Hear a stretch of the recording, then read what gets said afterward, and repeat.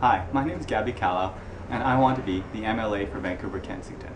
That MLA is Member of Legislative Assembly, and that's the person who represents this community in Victoria for the provincial government. Okay. See, I didn't know what MLA stood for. Really? Thank you. But that's why I'm here, to introduce you guys and give you some insight on, I know not everybody votes, but I have some questions for Gabby here, and he's kind enough to actually spare me some time. I mean, election's coming up really close. In fact, the early voting is tomorrow. That's May 8th. May 8th, tomorrow, in this riding, if any of your viewers are in Vancouver-Kensington, it's at the Glad Tidings Church on Fraser and 18th. Yeah, early voting begins tomorrow, and we're doing that because we need to, the Elections BC decided that they needed to make available more time for people to vote. We've got, we've got very hectic schedules, and so having more time to vote is essential to getting people out and giving you more choice of when to do it. Because in fact, a lot of people do want to vote. They're aware, they just find that maybe on one day they think that they're too busy, or maybe they get sick, or maybe they have an exam. Exactly. You have a date, or you have elsewhere to go, but vote. So it's good. This is a great idea. Is this the first time that's ever happened this year? Early voting? Advanced voting, they usually have 1 day or 2 days. This year they've expanded it to 4. And in fact, you could even vote right now at what's called an electoral office.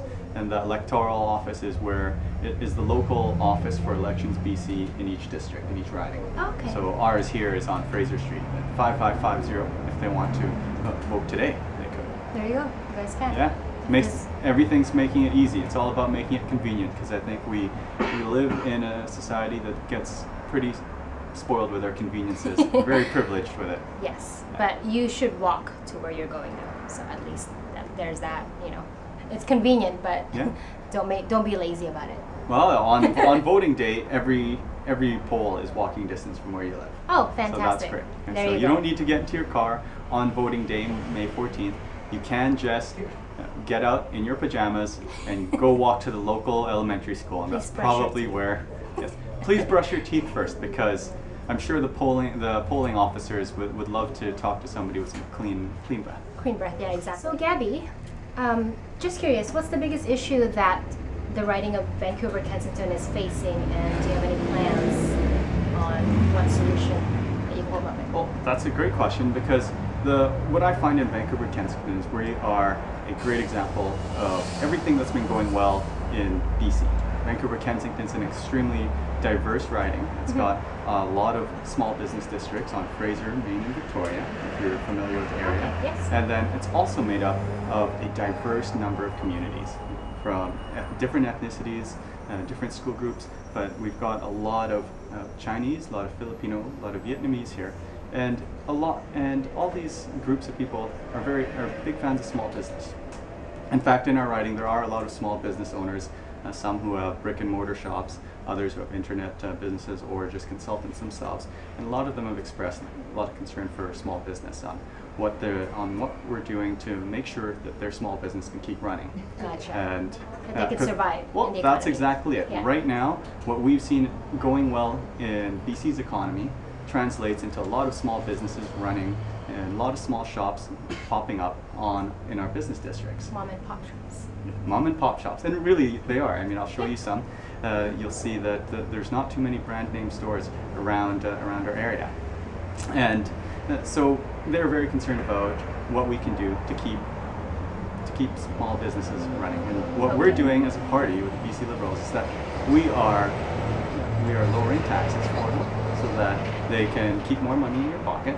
And so we're lowering the taxes, bringing them from 2.5% down to 1.5%. So for a lot of Gen Ys, oh yeah, that's a 40% reduction. And that's on top of what we've already done in the past 8 years, which has reduced it from 4.5% to 2.5%. It was 4.5? So yeah, so imagine, it was 4.5%, and now it's going to be 1.5% by the end of next year. That's great.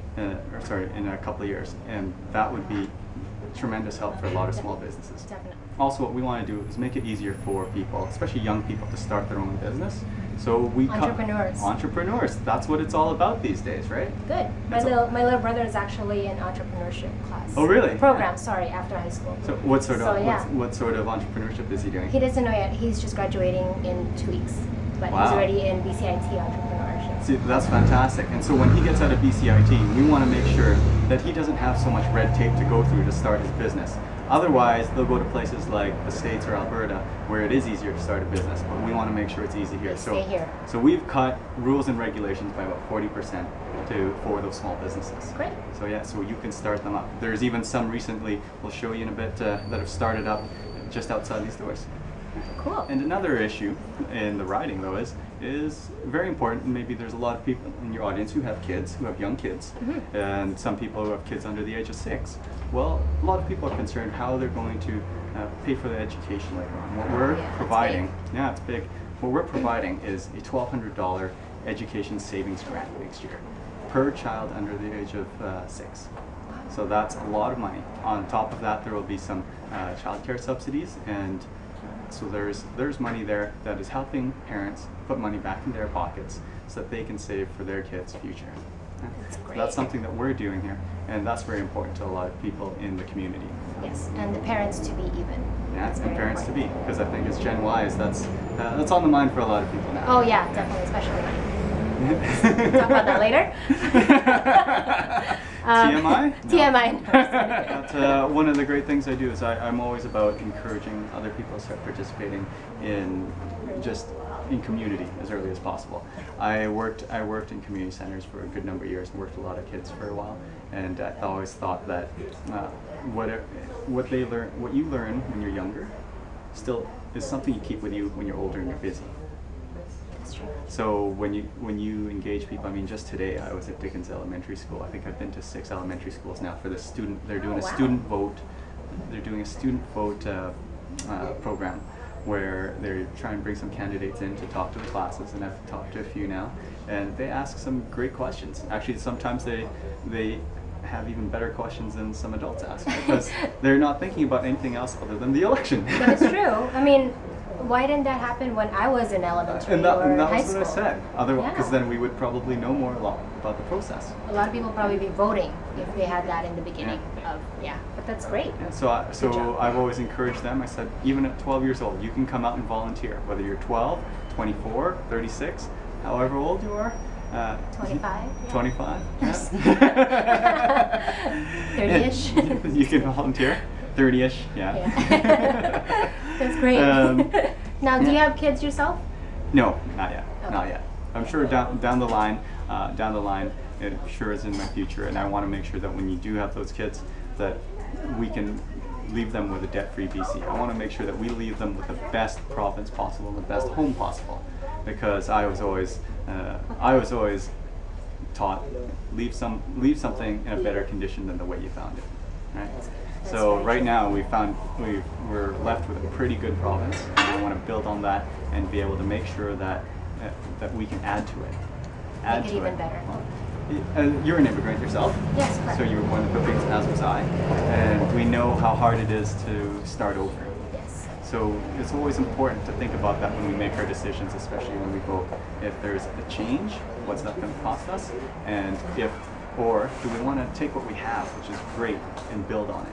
And I'm always of the mentality that we look at what we have and add to it and build on it. So that's, I think, what we offer at the BC Liberal Party. We offer a great vision of where we're going, and a great vision of what we can do for people, especially in our generation, Gen Y. And so I think we're here talking about Gen Y. Why we should get out and vote is that it's our future now. Our time is now. It's no longer we are no longer the future. We are the present. If anybody out there is like yourself or like me, we've invested ourselves in either a job, a home, a family, or a relationship of some sort here in Vancouver, in BC, in Canada. And you're probably going to be locked into that for a number of years. So whatever you've committed yourself to, it's time to start taking care of the environment you've invested in. So for me, that's here in Vancouver. that's here in this area of what I like to call Midtown Vancouver. I encourage everybody to go out there and think about, just have a brief thought, maybe while you're in the car having a coffee, how great everything is. Stop to smell the roses and realize that we live in a beautiful province, and we have the power and the ability to add to it. And that's what we can do. We have the ability to build something great, and I think we can all do that together. Great. Yeah. Very well said. Well, thank you. Thank you so much for having me and for your time. Well, it was my pleasure. And you know what? After I get elected, let's go. Let's do it again. Let's do it again. Do a follow-up, yeah, right? Do a follow-up. Yeah, definitely. Okay. I will do that. Right. It was great meeting you. Oh, it was great meeting you too, Anne. Thank you, Gabby.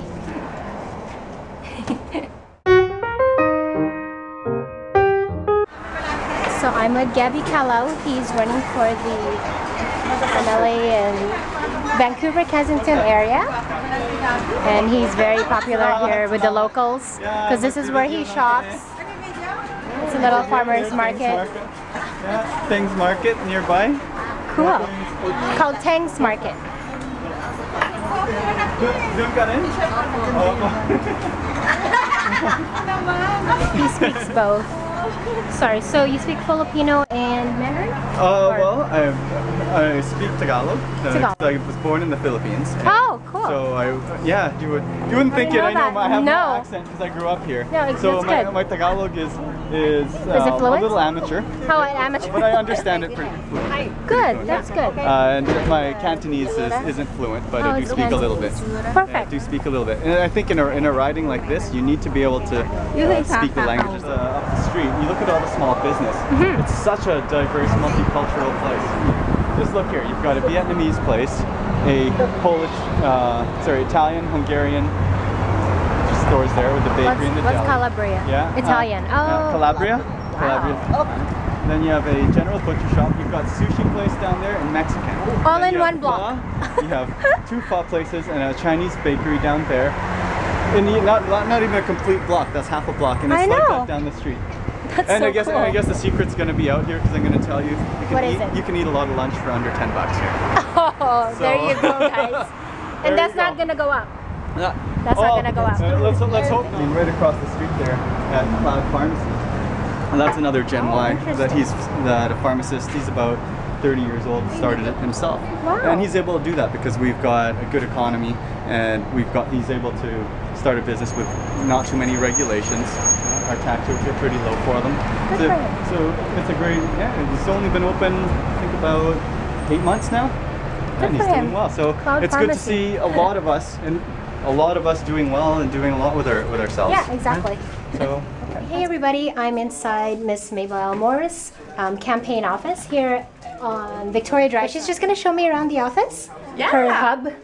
Welcome to the office. Thanks for having me and the viewers. Great, terrific. Well, I'd like to show you around our campaign office here. Yes. And I'll start off right here. This is our campaign manager room in here. So they look really busy. Lots of paperwork. Oh yeah, and they can keep an eye on things right in here. Oh yeah, that's why it's here. See who comes in. So gotcha. Yeah. It's a good idea. Yeah. Cool. Then we've got a phone bank here. The main thing we do in campaigns is talk to people. Okay. And ask for their support. So we call them on phone. We've got some volunteers. Oh, hello, hi guys. Just for you two. Just recording. Yeah. Yeah. So they are volunteers. They're volunteers. Yeah, they're all cool. volunteers. Cool. So, and then we have This is our campaign manager, Angelina. Hi, I'm Anne. Nice to meet you. Yes. Nice to meet you. From 604. 604 Sisters. Yeah. Yes, on YouTube. Thank you. And also my partner. Yeah. Oh, wow, that's important. That's good to know. Big support, I guess. Yeah. No choice. No choice. Our like data entry. Right? We call people and we talk to them, and then we have a database. So keep track of that. Cool. And Smart. Volunteer. Data entry. We have 2 phone banks. Here. Hi. You know. So do they have a speech or a spiel that's... They have a script, a phone script. So it's like, usually, hi, I'm volunteering. Maybe Elmer, she's your candidate. Oh, that's great. That's great. That kind of thing. That's great. So, Hi. So we have our campaign room. So what happened when the lights went out? Oh no, the light switch is right there. Oh, okay. And then But we have a skylight. Oh, so you don't need it. Yeah, save energy. Yeah, so it's really nice. Perfect. Like natural light, right? Yeah, exactly. You don't feel like you're kind of claustrophobic. Exactly. Wow, Yeah. that's a lot of graphs and things. Yeah. This is where the planning happens? Yeah. Okay. Planning, got a couple washrooms. And Good. this is Ricky, our volunteer. He's Hi. just out. Thanks for your dropping support. Good job. So well-earned ice cream. Ice cream bar. Yeah. Little room here for signs. We had a big run on our signs, so Okay. pretty much out of signs. Oh, shoot. They're everywhere now. That's good. Yeah, that's good. Another washroom. It's nice. Okay. It's really accessible. And then in the back. And Oh, my. You the do best have a part is our parking barbecue. lot. Oh, nice. have Does that barbecues. turn on every now and then? Yeah, we just had a salmon barbecue on the weekend. I heard. I missed so- that. I was in Seattle. Oh. I was invited, but Yeah. Hope that was a lot of fun. Hey. So hi everybody, I'm here with Miss Mabel Elmore. Thank you so much for having me here. So I just have a few questions here just so our viewers can understand and get to know you. So yeah, can you maybe just introduce yourself and tell us a little bit about your So I'm Mabel Elmore, and I was elected as the MLA in Vancouver-Kensington in 2009, the last provincial election. And it was a great honor and privilege to be elected and represent the constituents of Vancouver-Kensington. But in addition, it was a very special honor to be elected as the first MLA of Filipino heritage. So that was very special. And my mother is from the Philippines. I'm born and raised here. I grew up here. And first I never thought I would become a politician. Last thing. Really? No, last thing. I was very shy. I didn't like speaking. And Wow. but I was just interested in issues, community issues and human rights, and I got involved, and that's why I started to speak up Nice. on, particularly I've been involved advocating for domestic workers' rights, living Okay. caregivers for about 20 years, so That's true. just felt something really strong in my heart that I felt, domestic workers should be treated fairly, Yes. and it's my position that they come to work in Canada and they should be granted land status. They shouldn't have to wait for the 2 years. It is 2 years. Yeah, it's a long wait, and also they should be able to bring their family, because often they're separated for many years, and it's very difficult. Often once families become reunited, it's, marriages often break down, and it's a big social cost.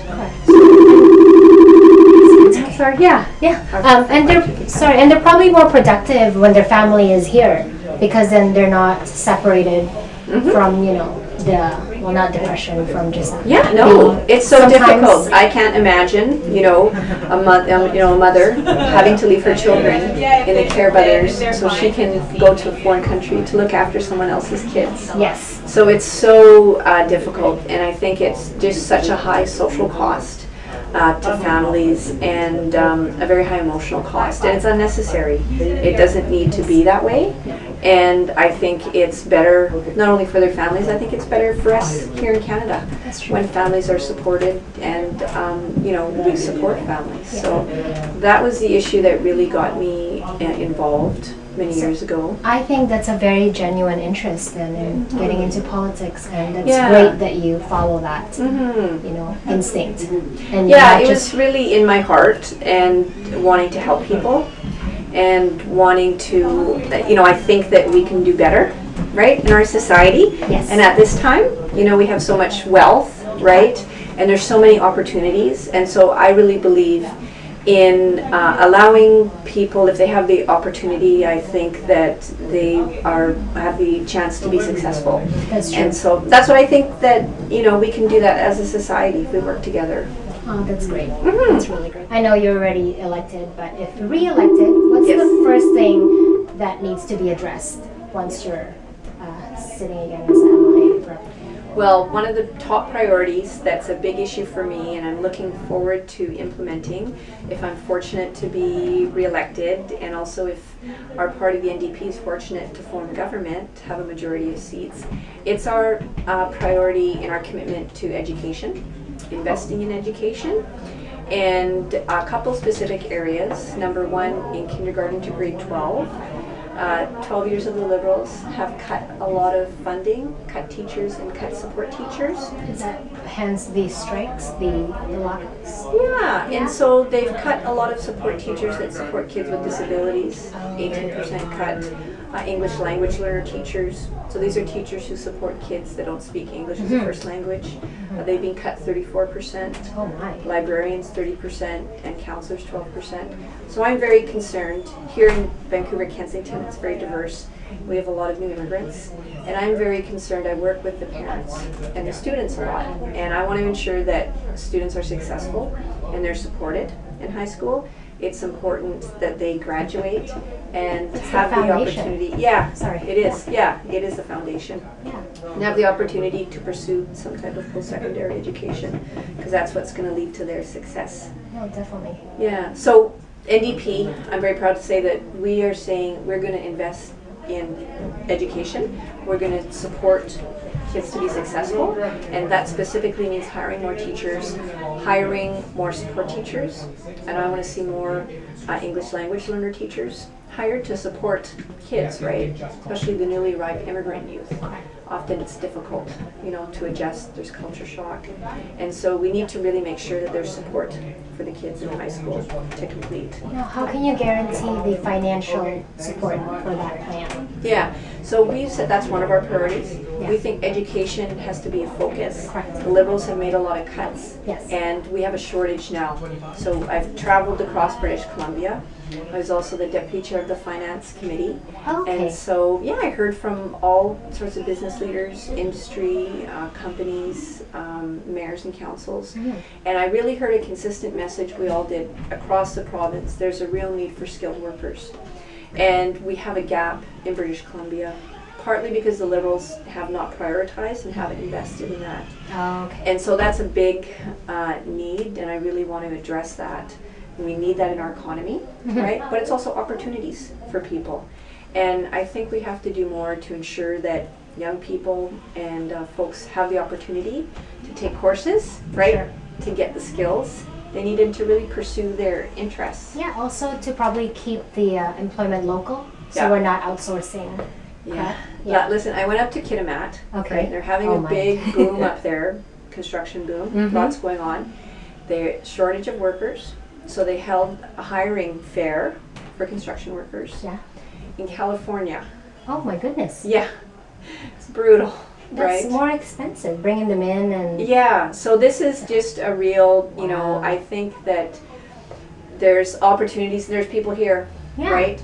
But part of the problem is they have not been able to access post-secondary training. We've seen, you know, under the Liberals, tuition fee has doubled since 2001, That's true. right? And the student debt for students graduating 4 years, it's one of the highest in Canada, $27,000. Yeah. So that's a lot of money. I believe that. I actually just paid off my student loan. Wow. And this was, what, 8 years ago? Wow. Yeah. So we are saying that this is really a generational shift. No previous generations have had to do that, right? No. You know, your parents, my parents, and even myself, it was more affordable. Tuition was lower, and you could, you know, even work part-time and not be saddled with a huge debt. So we're saying this is the wrong type of, you know, in terms of policy around burdening, right? 19, 20-year-olds Yeah. don't have that That kind of much money, debt. right? Yeah. Yet, right? No, because we haven't worked yet. Yeah, Or they haven't exactly. worked yet. Yeah. Yeah. So we're saying that the NDP, that's one of our commitments to, Good. you know, to reinstate a needs-based program, a needs-based grant program, to allow students the opportunity that was cut by the Liberals. So we think there needs to be an emphasis on our education system, right, from early learning, kindergarten to grade 12 and post-secondary. It's going to support students, it's going to support young people, and it also strengthens our economy. That's very true. You just invest in the younger generation because they're the future. Yeah, so that's that's a key concern and something I'm very, you know, concerned and That's passionate about. fantastic. Mhm. Good. And what are you doing for the elder? Yes, yeah, good question. It's also one of our main key commitments for the NDP, Okay. and it's one of our main priorities. And we've said it's important, and we are committed to improving care for seniors. and it's in the context of healthcare. So what the NDP is going to do is invest in seniors' care and improve the levels of care. So what does that mean? It means allowing seniors the ability to stay in their homes longer, right? Because seniors, that's what, yeah, they're happier if they have the opportunity to stay in their home. And actually, when they stay in their home, it's better care for them, it's better quality care, they're happier, right? Yeah, for sure. But it's also, it helps the healthcare system because it's less expensive if they're able to stay in their home versus go into, go into facility or even a long-term, an emergency or hospital. So that's important. And we need to improve the level of care. So what does that mean? Because also seniors care has seen cuts by the Liberals over the past 12 years. And we think that seniors deserve better care. And so, for example, we're going to raise the quality of care. Currently, seniors are entitled to a bath a week, right, under the current system, which we don't think is, respectful. That's very, yes. Yeah. Very disrespectful. Yeah. So we're saying, the NDP, is that, we're going to raise those standards, and we're going to start with, the provision of at least 2 baths a week. I'm sorry, right? that's a standard right now? The standard right now is 1 bath a week. Wow. Yeah. That's very sad. Yeah, it is. No, it is. It's very the state, and it's also the result of 12 years of cuts in the system. So we need to improve that, improve the quality of care, and also really improve the support in the community. And the benefit is not just to support seniors and for them to have a better quality of life, but it also relieves pressure from our healthcare system. Because when you provide better care for seniors in their homes and in the community, you relieve pressure from when, if seniors need care, they often go to the emergency, right? Yeah. And so we are saying, we've done research, and it's over 300,000 people go into, emergencies, acute care beds, and this is where the high costs are in the healthcare system, yeah. right? Because it's so much more expensive. That those people, 300,000, could be, accommodated in the community if there were supports there. So we think that's a better focus in terms of our healthcare system. That's going to relieve the pressure, right? You hear about overcrowding, shortage of beds in hospitals. We've all experienced it. Yeah. So this is a practical step that we think is going to improve care for seniors, relieve the pressure from our hospitals, and also be more cost effective. So it's a long-term vision in terms of focusing more on prevention and supporting better community care and home care for seniors, and enabling them having more education so they have more control over their health. And that's our whole healthcare system. We want to refocus it on prevention more, right? Yeah. Emphasize So that. being proactive instead of reactive. Yeah. Yeah. And not just, okay, you're sick and you go to the emergency, right? So that's our some of our plans with healthcare. That's great. That's fantastic. There are a lot of Generation Y that are not voting. Just to clarify, Generation Y, as per Wikipedia, is a generation that is after Generation X, which is just after the baby boomers. Yes. Is that correct? Yeah. All right. So, what are you doing to actually reach out to the Generation Y who are not voting? Yes. Just because there is a lack of knowledge, really. Mm-hmm. And that's why I'm creating this video I'm trying to achieve, to try and get you guys the knowledge so you'll be able to vote, especially now that there's a lot more than one ways to voting.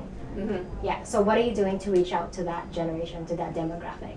Yeah, well, I think it's a great question, and also a great initiative to be, doing this and putting it up. That's part of engaging people and Yes, exactly. bringing the issues and kind of explaining what's going on. I think we're trying a number of different focuses. It's important. We want to try and make sure that more people vote and have a bigger voice. In 2009, the voter turnout was about 50%. So it was really low, right? It was like record low. Yeah. And there's about 1.7 million people who didn't vote. Oh my goodness. All right, 1.7 million people didn't vote. And the election itself was determined by, 4,500 margin, right? Interesting. Yeah, so that's why we're really trying to get more turnout, and you're right. It's the younger voters who don't turn out. As people age and get older, their voter turnout also increases. Yes. Right? So there's a need to encourage more young voters to turn out. What are we doing? Well, we have some specific issues that we think are going to impact, right, Generation Y and young voters. And that's around, you know, improving access and affordability of education. Right, really practical. It's very big. Yep, and a lot of students can relate to that. So we think it's very clear, making some commitments, $100 million needs-based grant program, and addressing affordability and access to spaces. Good. Specific. We're also, you know, and you've seen our campaign office try and involve a lot of young people in the campaign. That is very true. There are a lot of high school students, if not even grade 8s, grade 7s, that are out here volunteering, and it's very, very good initiative that you guys have approached them and involve them so they can understand it better and at an earlier stage. So we've really, that's been one of our, you know, focuses that I've had over the past few years, and get people engaged, especially young people. So it's great having them in the campaign, talking to their friends. As well, I've been doing a lot of meetings and talking to schools and classes, because there's a good initiative called Student Vote, where they encourage students to vote. That's good. And we have also, the NDP has a proposal to increase voter turnout for young people, and people can vote when they're 18 years old. So if you're 18, you're eligible to vote. I think it's dinner time up there, but the food's arrived, so good timing. I know. So that's the end of it. Thank you so much for joining me. And any last words to the viewers who live here in the Vancouver-Kensington area? Well, if you live in Vancouver-Kensington, I'll ask for your vote to be re-elected. And here, I'm running with the NDP, but I also would encourage everybody to vote. There's a lot at stake here in this election. So I think that the NDP is offering some positive alternatives. And my message is also, you know, a positive message to get involved, to take an interest, and have a voice. Have a voice. So a vote's an important way to do that. Choose the right person. Thank you so much again. Great. It was great meeting you. Great, thanks. Okay, I have two of Mabel's volunteers. What are your names? I'm Yvonne and this is Sonia. What are you guys doing here? What did you do for Mabel? A few days ago we handed out some flyers at people's houses, and today we did some phone calls to ask for houses. Cool. That's really good. So, is it really fun? Yeah, so you guys weren't shy at all? You just knock on doors? Good job, guys. So that's what they do here. And you guys are in grade 8? 7. Oh, okay, yeah. They're so cute. Good job. Thanks for helping out. Bye. So there you have it, ladies and gentlemen. Those are the two candidates for the Vancouver-Kensington area, the MLA representatives. Make sure to make an informed decision before you vote. If you're not from the area and you still would like to vote, make sure to find out what your candidates stand for and do a little interview like what I did for your own information. But whatever you do, make an informed decision and get out there and vote. May 14th. Thanks for joining me, and I'll see you in the next video.